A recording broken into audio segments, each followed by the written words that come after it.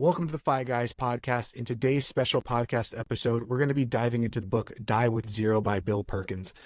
In it, we're going to be exploring the key messages and actionable insights. And this practical guide challenges conventional wisdom about saving money and urges us to prioritize life experiences over accumulating wealth. So with that, let's get into it.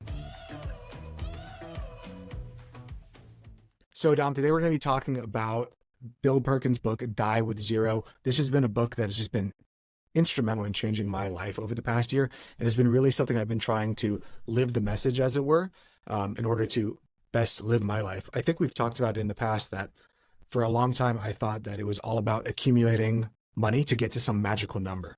And once you reach that magical number, you're finally going to feel good about yourself, finally feel happy, finally feel like you've quote unquote made it. But I can tell you that once you hit that number in that account, it's just another day. You have more money in an account, and that's nice, but it's not going to allow you to feel the life that you want to.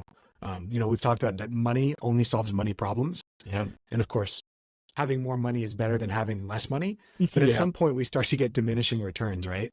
Absolutely. And more money, if you have $1 billion, is having $2 billion really going to make a difference in you noticeably? No. If you're under $74,000, something like that, where we're really having trouble just making the day-to-day living, more money means everything.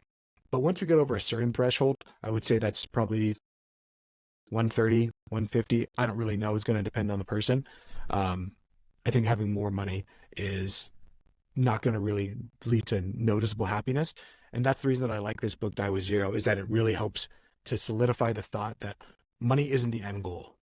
Money is a factor to allow us to live our life with intention. So, yeah, absolutely. Money is the thing that stands between me and the buffet, right? And the buffet makes me pretty happy. So, yeah, I get what you're saying. I was having this conversation with a member in a Discord I'm in. Mm-hmm. We were talking about money in a big group. There's like 5 or 6, 7 people in the call, and we were talking about like our why. And one of the guys spoke up, and he's like, "I want to get rich so that I can just be happy." I'm just like, buddy, money only solves money problems. And, a younger guy, but he's like, you don't know what you're talking about, given the whole like teenager experience. Yeah. You don't know what you're talking about. Like, I do know you'll see eventually, you'll see eventually. But principles that are in this book, I'm super excited to talk about today. I was going over the notes. I was going over some videos on it, whatnot. And they talk a lot about the memory dividend. And I was like, oh, that's what Chris talks about. That's where he gets it. And hearing you speak so vividly about this book and how it's shaped your world and really changed how you've thought about money. Those are the type of books that I love to read. Yeah. Those types of books only come around so often. So when something, I respect you quite a lot, especially in the money sector, like this one changed my world. I'm like, there we go. We need to know more. We got to share this with the people. We got to share with the people. And that's what we're here today for, right? This is one of those books that there's not going to be anything really actionable that you're going to take away and be like, okay, this is how much money I need to save, anything like that. But it is one of those books that's paradigm shifting in saying that money may not be the only thing that matters, accumulating more wealth. So I like to break down the book just to give everyone kind of a wide summary before we get into the more specifics as to what the book is in 3 sentences. Perfect. So the core message of Die with Zero is to aim to have roughly $0 left in your bank account when you die. And it suggests that saving too much money means that you're actually missing out and enjoying your life to the fullest. Wow. I know a few people like that, sadly. They've just, they've worked hard and they've saved their money and now they're retired. Now they're like, I'm good. I don't want to do anything with it. Go on a cruise, enjoy it.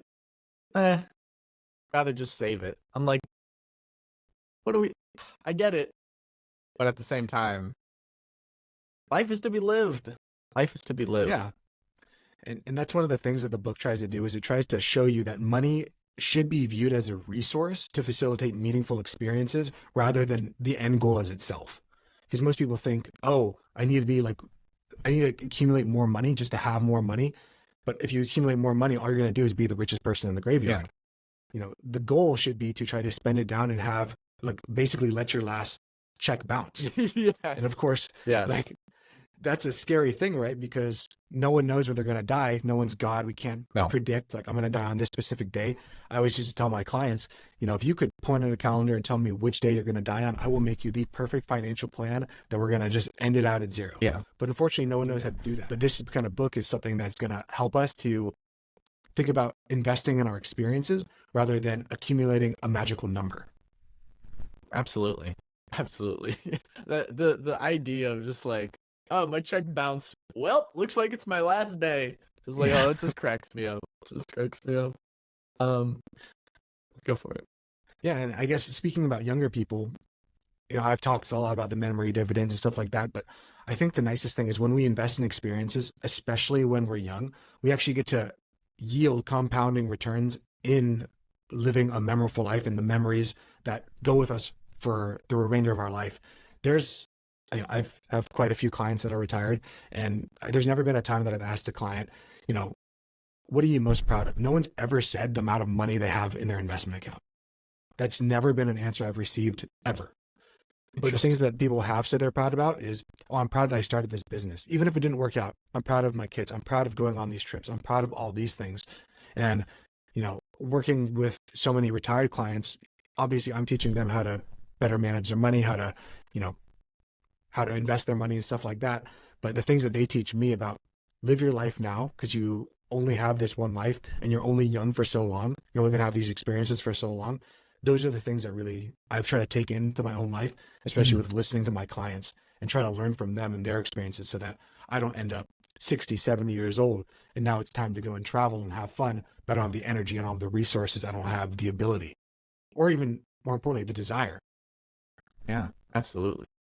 Absolutely. Yeah, it sucks when you get to an age where you're like, gosh, I got money, I got time, I don't got the health. I can't go hike Yosemite. I can't go hike these great big things, It would be man, that sucks. Yeah, Yeah. Go for it. And that's like the key to life, right? Is that I think there's like 3 stages of life. Mhm. Number 1 is when you're younger and you have a lot of energy, you have a lot of time, but you have no money. Then we move into the next section where we have a little bit more energy, we have more money, but we have no time. Because we have kids, things are changing. And then we finally get to the last section, the section that everyone is trying to get to. But unfortunately, at that time, we have the time, we have the money, we have no energy. We have no energy to go out and do the things we want. And this is one of those books that really showed me that if I want to go on like a ski trip or go to Japan, or maybe not going to Japan's not the perfect, but if I want to go to Japan and walk 100 miles like I did just a few weeks ago, that's something I have to do in my 30s. If I want to say, I'm going to wait till I'm 70 or 60 to go to Japan and walk 100 miles, that's saying that a lot of things are going to go right between now and the age of 60 or 70 for me to be healthy to be able to go ahead and do that. That's an interesting way to look at it. I never thought about it that way. Mm-hmm. So that's something to think about, is at what point are we getting the diminishing returns? I know it's important, especially when you look at the power of 72 or the 4% rule, how much money that we want to have in our account in order to retire. But at what point is it no longer worth it? At what point are we just saving money for the sake of saving money? Or could we be spending, or how much is your memories worth? Mm-hmm. I can't think of anyone that would trade places with Warren Buffett right now. Or let's do this, Dom. I'll give you all the money that Warren Buffett has, but you're also the age Warren Buffett is. No, dude, no way. No way. No way. But how many of us trade our experiences in order to have a little bit more money in the future? In the future that we may not want to do the things that we want to do today. And of course, this isn't to say that we should spend all of our money and just kind of YOLO it. But of course, it's a balance. And for some people, especially the audience that this book is trying to target, for people on the path to financial dependence, people that oversave and are trying to over optimize in order to retire one day, this is one of those books that I think they need to read in order to see that optimization can only get you so far, but living life is far more important. Like we talk about, money is just a tool. Yes, absolutely. Absolutely. And the tool that doesn't get used is worthless. I got 3 hammers in the garage, right? I only need one of them. And if I never use a hammer, then I didn't really need a hammer in the first place. Just doesn't make sense. So yeah, I agree with the money as a tool aspect. So when did you actually? I just want to go back just really quickly. When did you actually first read this book? Was this in your young? Was this in your 20s? Well, when No, no, this book is a relatively recent book too. I think it came out like 2 years ago or something like really? that, maybe even less than that. So I read this book probably a year ago now, and at that time, that's when I was starting, or that's when my company was moving. I was working as much as I possibly could. But this is one of those books that really changed my life. This is what allowed me to feel okay with being able to go and travel every month, being okay with spending money. Because before that, my wife said, "Hey, Chris, I want to go to Japan." I would look at that and say, well, that's like $10,000 to go there, stay there for 2 weeks. Is that $10,000 really worth, just by the power of 72 and, compounding our money? Is that $10,000, which would eventually go to 20, go to 40, go to 80? Is that $10,000 worth $80,000 to me in the future? And a lot of the times I would say, no, it's not worth it. I'd rather have $80,000 in the future. But that was also discounting the fact that, am I going to drive my wife away by not letting us go on trips? Are we not going to be able to have these great memories? Because my thought process was always, oh, I'd rather be able to go on 8 Japan trips in 40 years rather than go on 1 Japan trip now with the same amount of money. But that doesn't have to take into the fact that in 40 years, when it's time to go to Japan, am I going to want to go 8 times? That's true. That's true. And how much joy do we get for the next 40 years of me and my wife getting to look back on that fun experience we had in Japan? Absolutely. Absolutely. I think that's a really interesting way of looking at it. That's a really interesting way. I don't think you understand how interesting that is. That's super interesting. Because I feel like as guys, we do this all the time where we don't see the emotional aspect of it. We see the quantifiable monetary aspect of it, where it's like sometimes on the female side, they see the experience, we see the cost. And, a dollar, if I had $2 bills, I feel the same way about each dollar. They're the same dollar, right? But the memories that you make with those dollars are priceless. And I love that idea that, I could go on 8 Japan trips in 40 years, but would I even want to do that? It's like, I don't even, 20 years ago, I didn't think I was going to start a podcast. 20 years ago, I didn't know what a podcast was. And I love that. I love that idea of like, live for today. And we talk about this all the time on the podcast. It's like finance and financial independence and planning is partially live for the future, plan for the future, but live for today and enjoy your life today. It doesn't have to be all penny pinching and all that stuff. And it honestly should be. If you're on the path to FI and your idea is like, oh God, in 20 years, in 10 years, in 5 years, this will finally all be over, then you're doing it wrong. Like, you're failing at the job. The job is to both be saying like, I love what I'm doing right now. And in 5 years or 10 years or whatever, whenever I reach this magical number in my account, I'm going to continue to do whatever I want to do then. But it shouldn't be this penny pinching. I did that life where it's like, God, if 5 more years, and you know the numbers, and you're watching the numbers count down, and you're just thinking like, how much more can I do this? Because this is not a fast journey for many people. Not many people. I was very blessed in never having my lifestyle inflate to such a level that it was hard to make. Even when I was only making $60,000 a year when I was first out of college, or not too long out of college, I was still saving 50% of my income. And that just kept up. And I was very, very lucky in that I figured that out young. But some people, they're never going to figure that out. Maybe some people will figure that out earlier. But had I just stuck to that path of I have to save 50% forever and I have to hate my life indefinitely, would it maybe have been worth spending 70% of my income and then just living off of 30, but having more fun back then? And maybe me and my wife would be in a better place. I mean, thankfully we're in a good place and everything like that. Yeah. But, we'd have more memories to look back on, more fun things. There wouldn't be this time in my life that I get to look back on now and not view happily. That time from my like 23 to like 29, 30, I was not a happy person. No. I was a penny pinching person. I probably seemed like a dick to a lot of people. Because I wasn't happy because I thought like I needed to reach this magic number. Mm-hmm. And this is one of the books that showed me like the magic number is meaningless. Yeah. And you should really invest in the experiences. I think the idea of something that you said in there kind of hit me. It's like, you don't want to be older in life and look back and be like, God, I hated that chapter of my life. That was a shit season. That season sucked. That was not great. And a lot of people are in that season right now, and they're not even going towards financial freedom, financial independence. Yeah. I feel for people that are stuck in the rat race and they don't know how to get out. And that's where one of the big reasons we started the podcast was to show people that there is a way. And, if you know your numbers, if you know yourself, and if you want to just do a little bit of learning, even passive learning, just listening to a podcast, over time, you begin to brainwash yourself, and start to see like, oh, this is possible. Because once you're able to change your paradigm and say like, it is possible for me to achieve financial independence, or it's even possible for me to get just a little bit better with money, and this is all figure outable. I might not know it right now, but I can figure it out. Then we're able to actually start moving in that direction.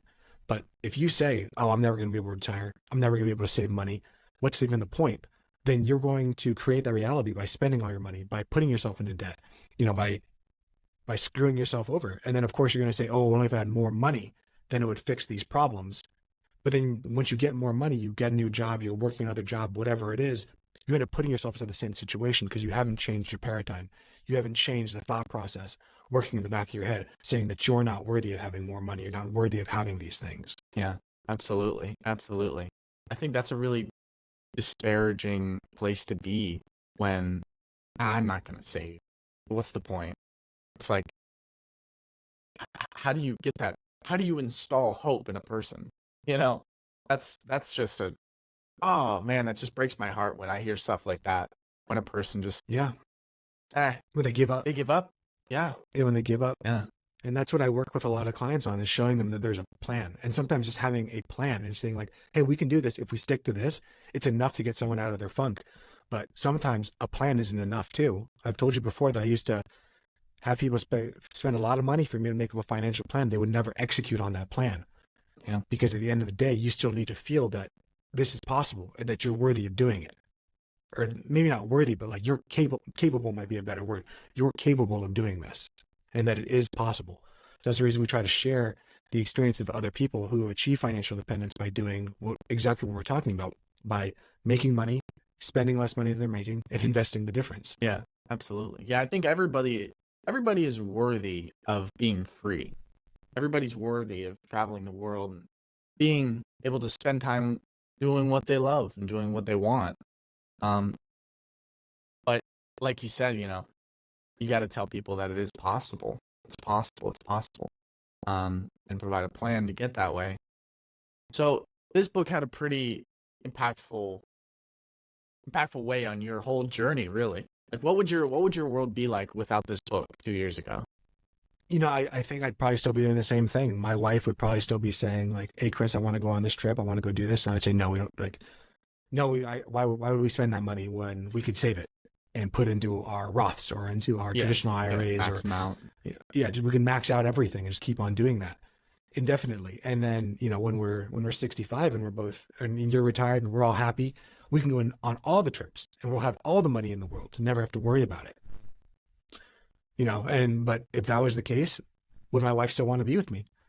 Yeah. I honestly, that's something I think about a lot is, some of the people they'll say like, oh, my relationship with my wife, like it's going to be what it is. But the biggest expenses in life that people normally go through is divorce. Yeah.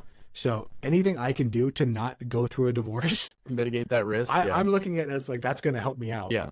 So my major impression of the book was that it emphasizes the value of life experiences over accumulating wealth, challenging the reader, myself, to rethink their approach to money, to prioritize what truly matters most in life.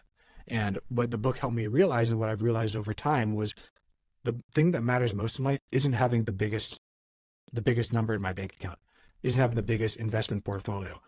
It's about living a life that when I look back on in 30, 40, 50 years when I'm on my deathbed, I get to say, I'm so proud that I did that. I started a company. I started a podcast, even if it never worked out. And thankfully, some of the things have worked out. Some of them haven't. I get to look back on those times with joy and happiness, saying that I did it. Yeah. But if I look back 30, 40 years from now and say, oh, I suffered for 30, 40 years, but look at my bank, look at my investment account. Like, I win. Yeah, absolutely.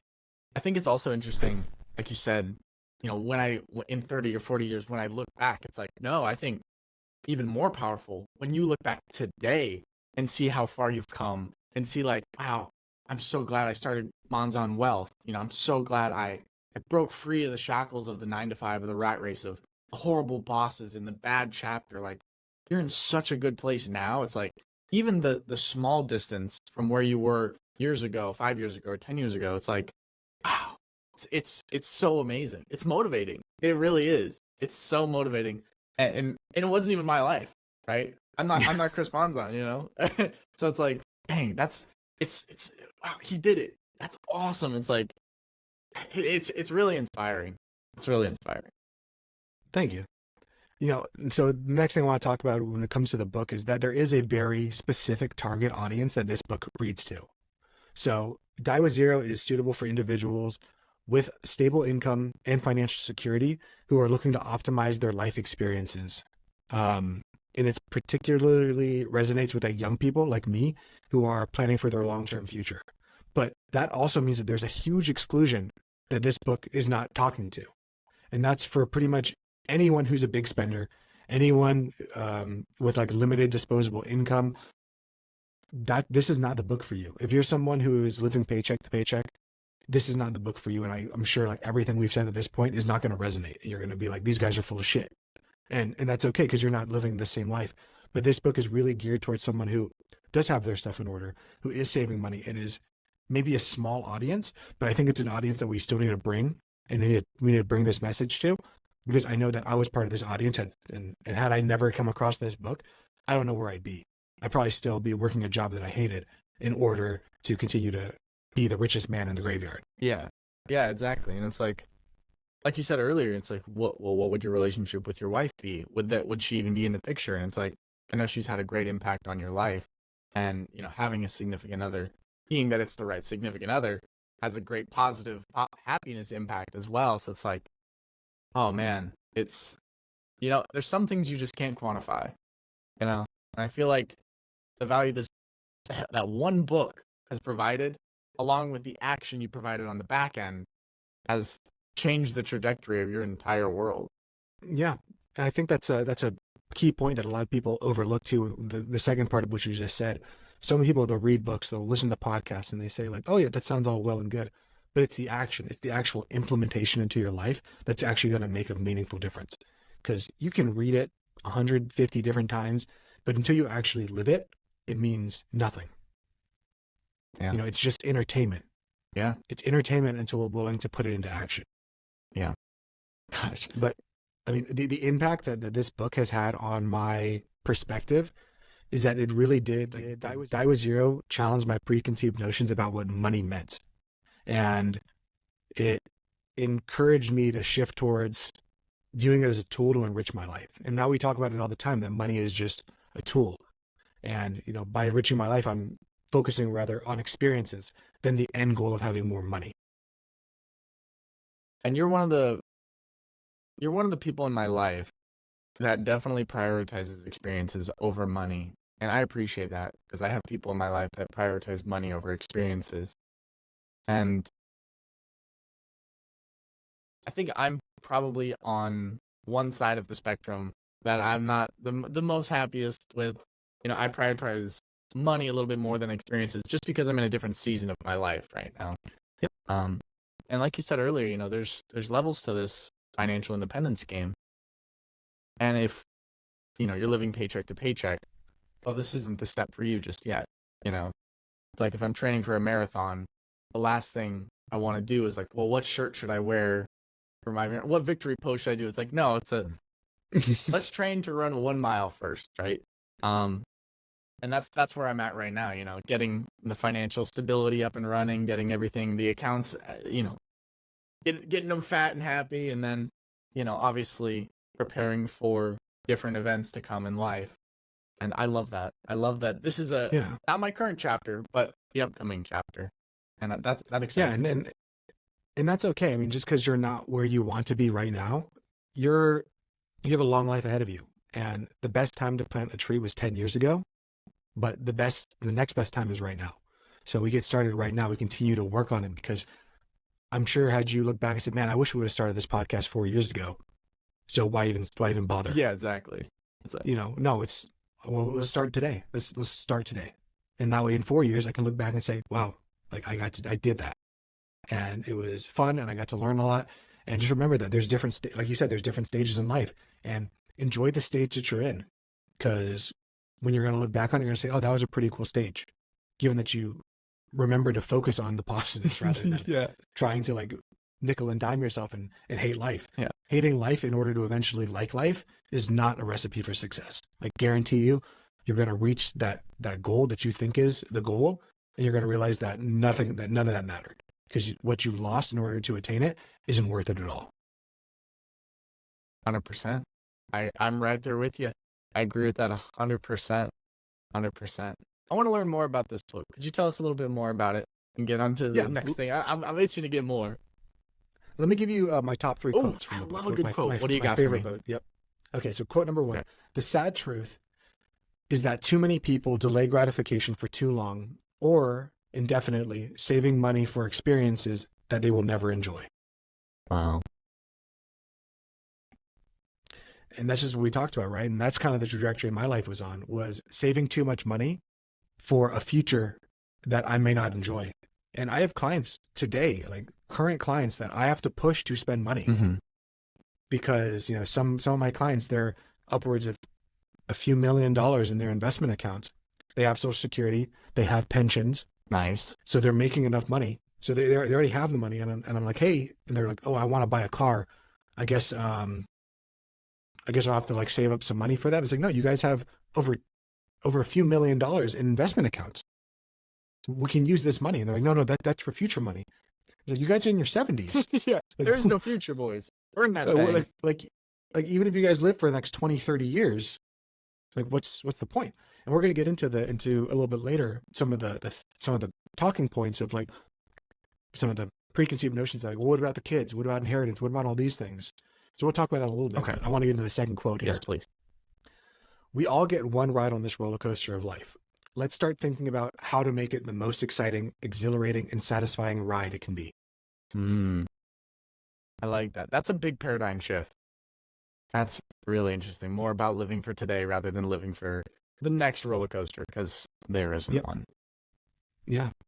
And of course, this is the paradigm shift, right? If you're in the right season of life. So again, if you're the person listening to this, you're like, this is all bullshit. Well, you're just not there yet. Yeah. And that's okay. Just keep working at it. We'll be here whenever you are.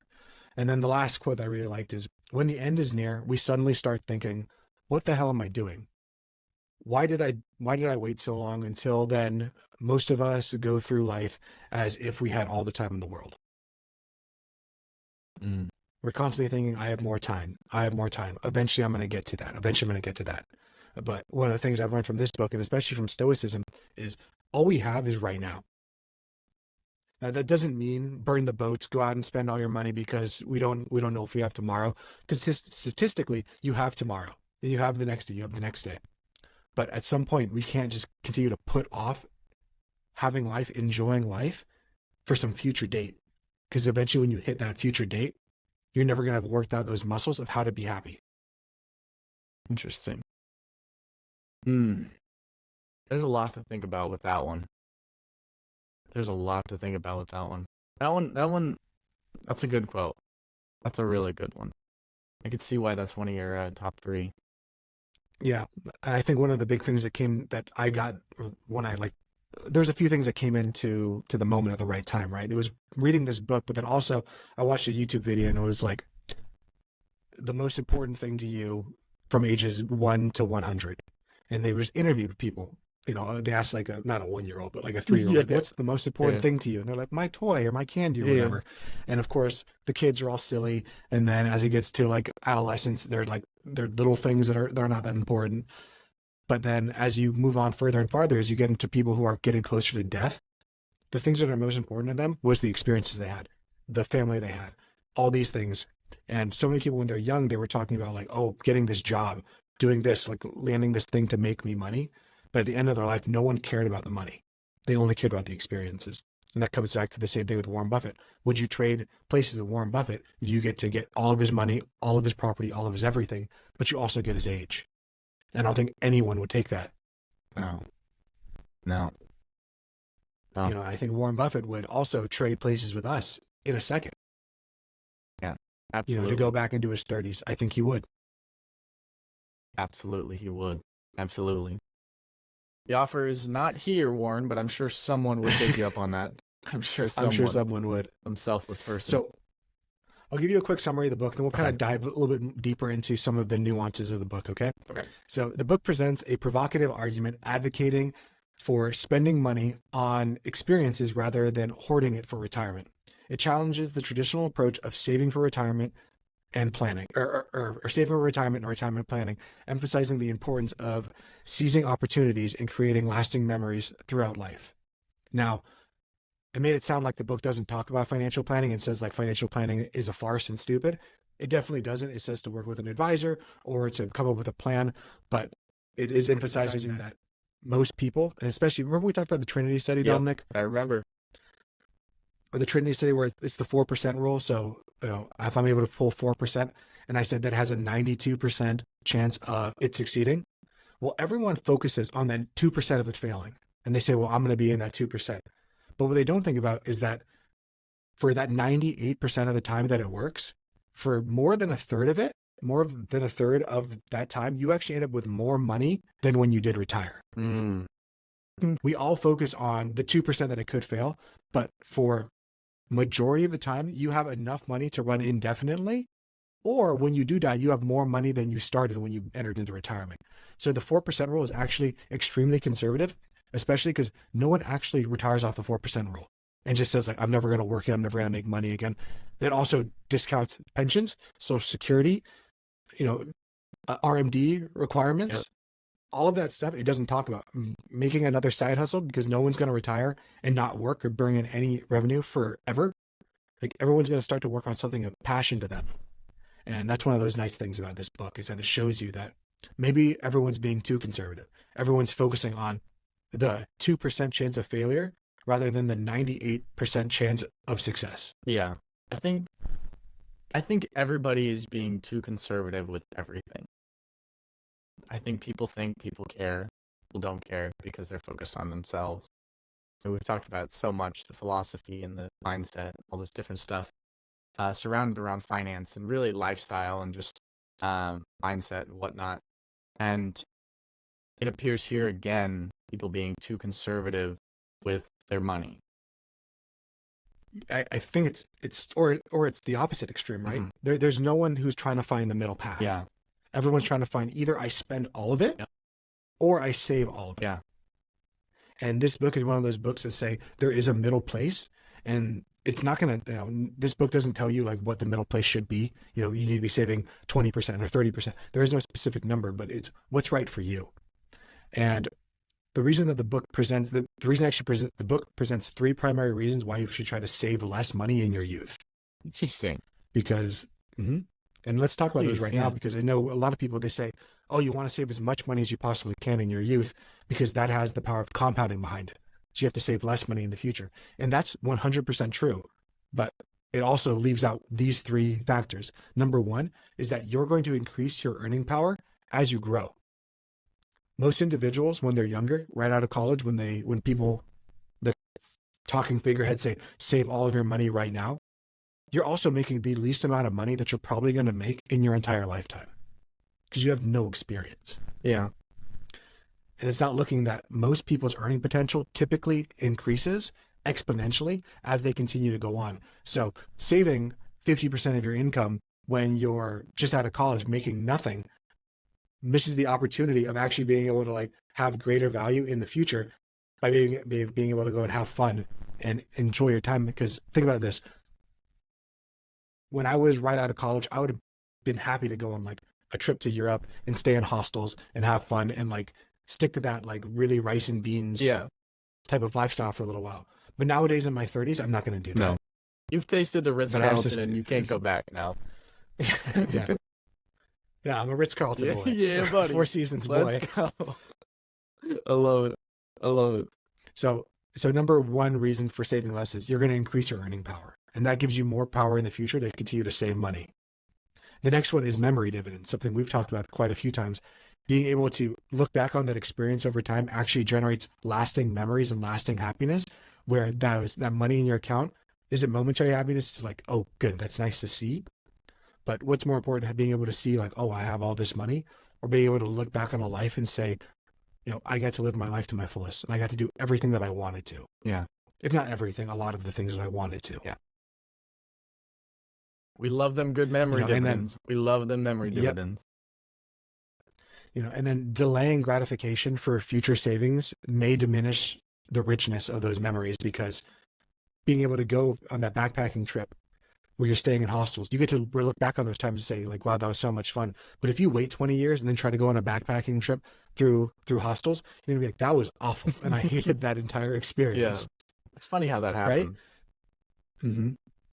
And then the final thing for the reason to save less money, and this one should be obvious, is that as we get older, we have less energy, less desire, less intention to go out and do the things that we want. It's just like that balance of the three things that we have in life. When we're young, we have the energy, we have the time, we just don't have the money yet. So is it really worth saving more of the money that we already don't have in order to fund ourselves in the future? I don't know. You're going to have to make that up for yourself and figure it out. True. What's right for you? Absolutely. Interesting. So we're talking about increasing earning power, memory dividends, and old age. Old age. That old age, it creeps up on you. It creeps up on you. And then after that, the book kind of presents the three challenges. And these are challenges that I deal with too as a financial advisor all the time.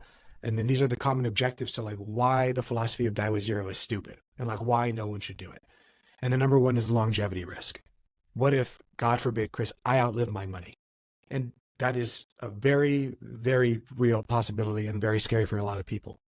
But like I said, if you focus on the 4% rule, the Trinity study, and we look at pulling out 4% gives us a 92% chance of success. I'm sorry, a 98% chance of success. If we lower that down to 3.5, we have a 99.8% chance. But again, even if we're at 4% and we're looking at a 98% chance, everyone focuses on the 2% chance that it fails. But no one focuses on the other 98% chance that it does succeed, or the 1/3% chance that you actually end up with substantially more money when you die than when you went into retirement anyways. Meaning that the 4% rule was far too conservative, especially because it's not factoring in Social Security, pensions, or anything else that might be coming in, additional income in other ways, shapes, or forms. Yeah, I like that 4% rule. I like that 4% rule. I'm banking on it. Yep. Later in life, I'm banking on it. But we'll see what happens. Yeah. And I know that longevity risk, it is a real fear, but research shows, and like this is the true numbers, that most people tend to oversave for retirement. And that oversaving leads to a surplus of money that's unused that ends up just going on to your next of kin, or, going out to pay off whatever your estate is. Yeah. Interesting. So is there like, I know there's financial numbers, there's percentages to get to every outcome you could possibly want. Is there like a number that there is where it's like, okay, I'm saving too much. This is how much I should be saving. How do you calculate over saving? Underspending. It's tough. So at that point, that's going to be that's a difficult question to answer for everyone. That's like an impossible question to answer for everyone. But the biggest thing you can do for that, if you're worried about longevity risk, is, if you've ever heard of an actuary table? So what is that? Well, insurance companies, they have something called actuaries. And what actuaries do is that they look at life expectancy. Now, you can actually go online, you can look up actuary tables, you can answer some questions about yourself, and it can give you a rough number as to when you're going to die. Because this is what insurance companies do. They spread out risk over a bunch of people. So it's not going to tell you specifically, Dominic, you with your habits, your weight, your height, your everything, you will die on this day. But it will say people in your demographic, your age, your height, your everything, die around this time. So you can actually see, okay, if the average person who is my height, my weight, my lifestyle dies at 68, but you're trying to make it to like 94, well, now we need to see, like, am I going to make it that far? What can I do to start changing up things now? Am I over saving by trying to make sure my money goes to 94 when statistically I'm probably going to make it to 64? Damn. Wow. Yeah, that's very interesting. Yeah, I would hate to go at 64. Yeah, it's kind of interesting. My mom's birthday is tomorrow, so happy birthday to you, Mom. Turned 69. I asked her yesterday. She's like, "How you feel about your birthday?" She's like, "I can't believe I'm 60. I can't believe I'm gonna be 69." I don't feel like it. Feel good. Like, perfect. Perfect. That's what we like to Oh, hear. good. We like to hear. Big shout out to the gym. But yeah. Good. So that's one of the biggest common challenges is longevity risk. But there are other things you can do to avoid longevity risk. Number one is an annuity. And I'm not saying that an annuity is right for everyone. We've talked about where annuities could be wrong, but an annuity is not an investment. It's an insurance contract that prevents against living too long. Because when you get an annuity, you have a guaranteed payment for the rest of your life. And oftentimes it's far more money that you get to pull out than it would be if you were just taking 4% account, because the insurance company has the ability to spread it over a bunch of different people, saying that you, Dominic, maybe you're going to outlive what we expect you to live, but that means that someone else somewhere else is going to underlive. That means that the insurance company gets to keep that remaining money. So is an annuity right for everyone? I'm certainly not saying it is, but there are ways to prevent against these things, saying that if insurance can quantify these things and say that this is doable, that means that so can we. Yeah, absolutely. Yeah, this is necessary risk or unnecessary risk. If an insurance company can do it, we can do it too, just by being a little bit mindful. The next common objective, and this is one that I hear all the time from my retired clients, is what about my kids? What about my legacy? What about my leaving money for my kids, leaving money for charity? And what I normally say to that is the biggest issue when people say like, I'm going to leave money to my kids when I die, is the average person dies in their 70s to 80s, maybe even 90s if they're married. So by the time they're leaving money to their kids are already in their 60s on average. Yeah. So when you leave money to an heir, a majority of the time that people accept that money is far past the time that they needed that money. And the book goes into a story about a woman who got a divorce, was struggling her entire life to make it. And then eventually when her mom died, her mom left her millions of dollars. But that was after she had made it through all these tough times where she was really suffering and could have used a lifeline when she was younger, because her mom was saying like, oh, you're going to get the money when I die. But oftentimes when they get the money, it's far past when they needed the money. Yeah, absolutely. Talking to my dad about that, actually, I was like, if I could get another 40 years out of you, that'd be great. Just get to 100. How about that? And he's like, we'll see if I make it past, I'm not buying any green bananas, he says. And I'm like, get out of here with that. But I think it's very interesting. Nobody really thinks about that. It's like, oh, no, like the parents are successful. But when they die, you could be 40 or 50, That's right. Yeah, you could need that. You might not need that money. Where someone that might be right out of college, they might be really struggling, and the parents like, well, you're going to get money eventually, but they're like really struggling, like almost on the streets. And, and God's like, it could be terrible to be like, well, eventually you're going to get money. And I think a lot of parents think like, if I give my kids money while they're alive, it's going to diminish their ability to want to work or do anything like that. And I think it can, but I think if you grew somebody up and they've seen you your whole life working and they're really trying, then it's totally fine to give them money. I think if a parent gives their kids $100,000 or $10,000, given that it's nothing that's going to hurt their retirement and it's just good to give, I don't think a kid's going to accept $10,000 from their parents and be like, okay, cool, I don't have to work for the rest of the year. Yeah. They're going to take that lifeline, appreciate it, and it's going to make a meaningful impact on their life today, rather than waiting till you're dead to say, thank you for giving me this money. Yeah, absolutely. Absolutely.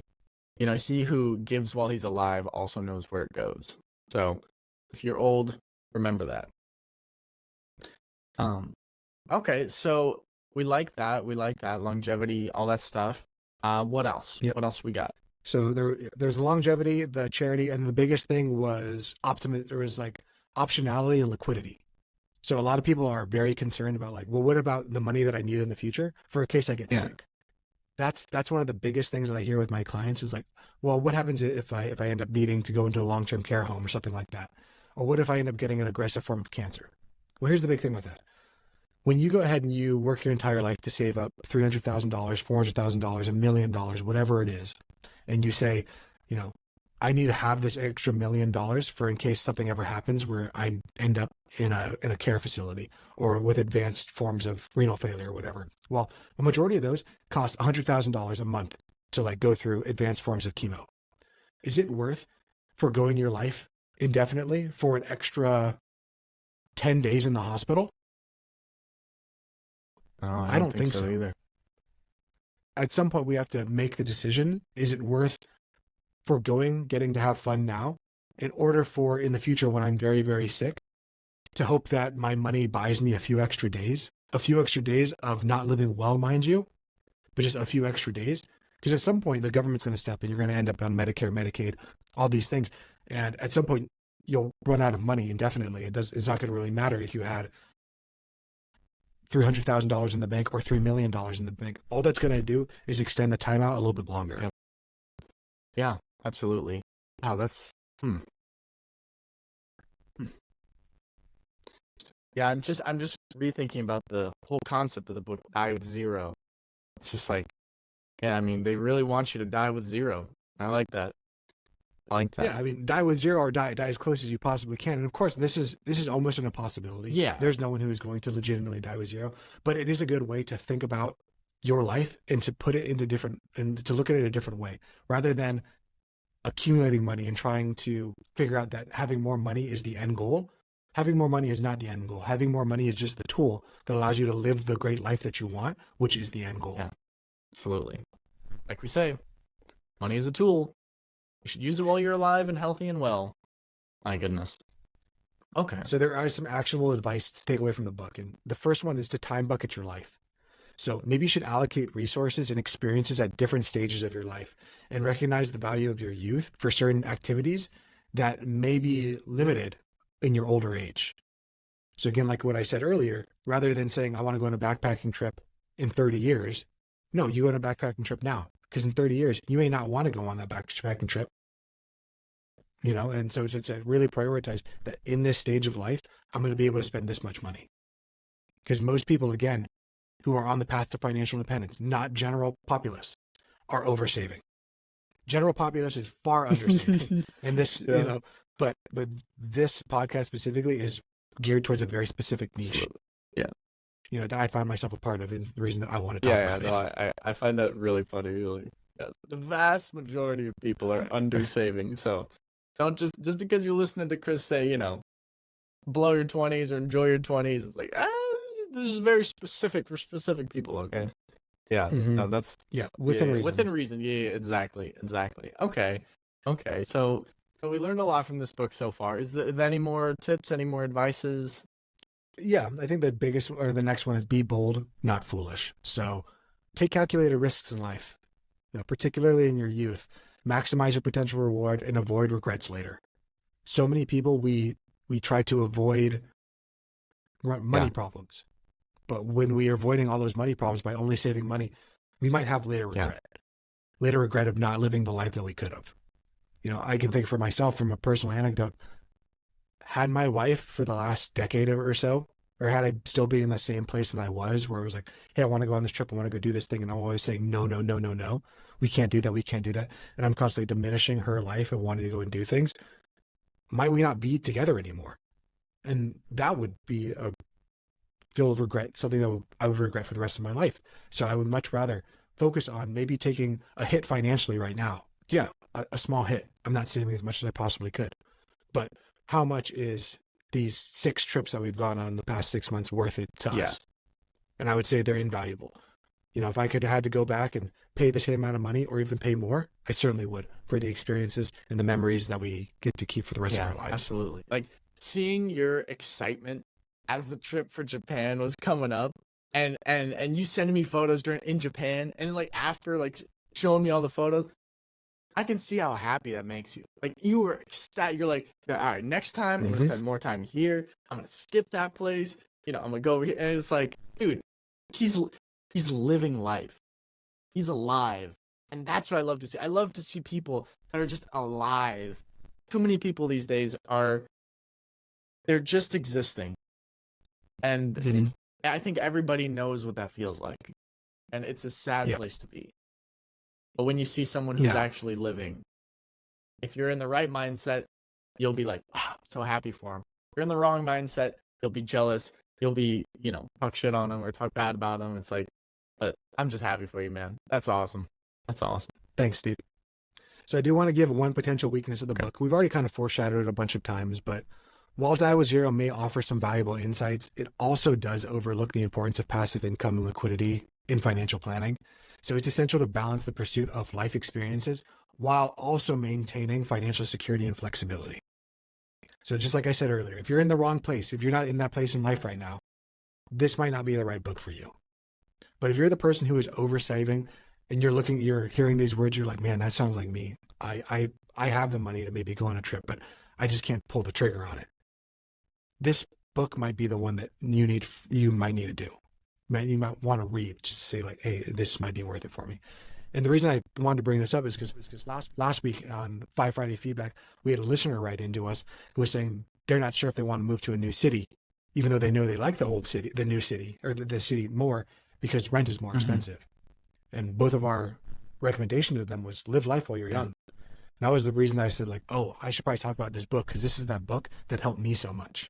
Absolutely. And just from a Five Friday standpoint, we have maybe 1 out of 10 people write us about oversaving, or 9 out of 10 are saying like, hey, I'm overspending too much. What can I do here? So I think that it's going to fall into this amount of things. So the potential weakness is that this book might only account for 1 in 100 people, 1 in 10 people that this book might actually speak to. And the rest of the people that read are going to be like, this is bullshit. Yeah, it's one of those books where it's like, you got to work up to it. You got to get to that level so that we can do stuff that the book talks about. And that's fine. That's fine. There's levels to it. It's just like a game. We just got to get to this next level. Nothing wrong with that.